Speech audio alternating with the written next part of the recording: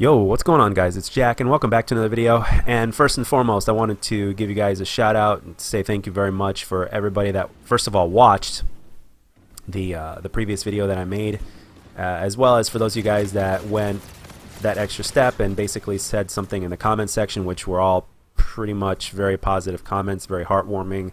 And I just wanted to say thank you very much. And I know this is going to sound cheesy, but even for a channel of my size that is very, very small, granted, we've come a long way in these last 4 years. But with that being said, even for a channel as small as mine, I really think that I really do have some of the best parts of the Call of Duty community right here in my channel. So in terms of the people that watch and comment and come visit on stream, follow on Twitter, I mean everything. So I literally feel like I have some of the best people in the Call of Duty community that watch my stuff. So thank you very much. It meant a lot to me to see those comments that you guys left in the video, and it's everything. So thank you very much. Now with all that being said, there's kind of a favor that I want to ask the Call of Duty community. And speaking of favors, I mentioned in Dying Food's comments section last for his gun of the week that I humbly requested that he use this weapon here that you're seeing in this gameplay for his next gun of the week. Now, obviously, if more of his viewers obviously vote on something else, then obviously it's something that he should oblige and obviously use that weapon. But sometime in the future, Dying Food, if you happen to be watching this video, give this weapon here a shot. It's the RVN Blistering, if I'm not mistaken, and it's quite a treat. And the blistering specifically is really good because of the delay in it's got reduced delay in the burst. So, and you can obviously hold down on the trigger, which is why I use it, because you guys know how I feel about burst fire weapons. I don't like them at all unless you can hold down the trigger. So the Pharaoh was really good in Black Ops 3, but this gun here is much better because it's an assault rifle. It fires really, really fast, and yeah, it's solid. But anyway. So going back to the initial favor that I was going to ask for the Call of Duty, from the Call of Duty community at this point. Now, there's been rumors and all sorts of shit and speculation, especially even from smaller YouTubers like myself or whatnot, about Modern Warfare 4. And we're basically watching each other's videos at this point and basically adding to the speculation, adding to the rumors, reading between the lines, trying to figure out what's going on and all that kind of stuff. And that's great. It's part of what keeps our community going strong, right? Hype for the game. But here's the thing. I don't want to be a person that ruins the hype. As a matter of fact, not much at all. As a matter of fact, I want to basically keep everything positive and keep everything as healthy as possible by basically asking you guys to keep your composure about Modern Warfare 4 and not let too much hype before the game even gets announced or before the game even officially releases or before we know more details about the game. I don't want our feelings to go too far. And it's good to be excited and everything like that, but I don't want our feelings to go too far yet, because until we get the game in our hands, we just don't know. And at the same time, Treyarch and Activision have pretty much proven at this point that even though you can have a Call of Duty that's made from the most respected developers out of the three, which was Treyarch, and I use the term was. It was Treyarch at the time, but yet at the same time the game ended up being incomplete, buggy, a disappointment, just very empty, very, very empty, so to speak, and very one-sided, and at the same time very chaotic. So it just goes to show that, I mean, even with the best circumstances, that it is still possible for the worst to happen.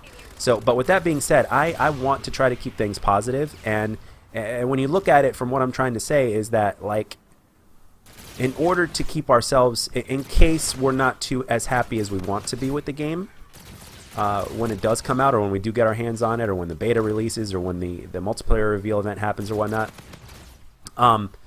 in order to keep us from being so sorely disappointed and pissed off to the extent to where it's like ridiculously unhealthy and eventually increasing the chances of us to leave Call of Duty, I'd say we really need to lower our expectations and to stop being too hyped over it. I understand why we are, and I totally get it. I'm part of the hype train myself. But at the same time, I always have this thought in the back of my head that, hey, there's definitely a possibility that if we expect way too much, that we could be sorely disappointed. And the thing is, all it takes is for Activision to say no to something. That's all it takes, quite frankly. All it takes is Activision to incorporate something that that we don't like, but for financial and business purposes, and all of a sudden the whole game can be ruined. I mean, with microtransactions and loot boxes, that in and of itself is enough to ruin a game. And we're at a point right now with Call of Duty that we're being extremely thankful for stuff that we've been getting for years previously before the last few games. Seriously.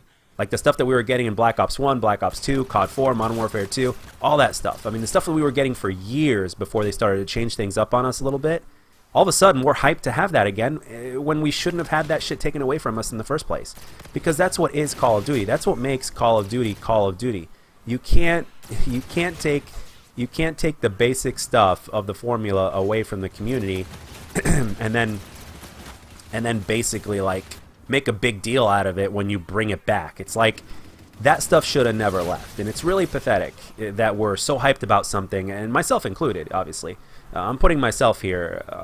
I'm putting myself front and center on this as well. The thing is, like, it really is pathetic that they're bringing back something or taking away something that, you know, shouldn't have been in the first place, or should have always been there.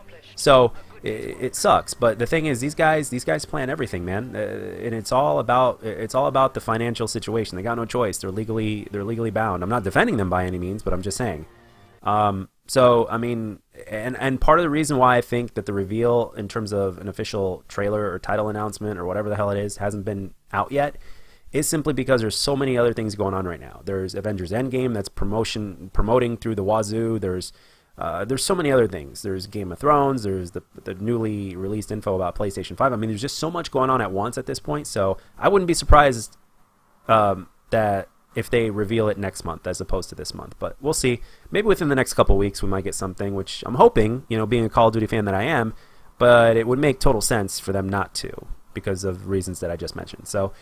And they don't have to. I mean, look what happened in Mortal Kombat 11. They didn't officially announce the game until like a month or so before the reveal, and the game is out a few months later after that. So they don't have to do it 6 months in advance. So if you put it that way, but it is what it is.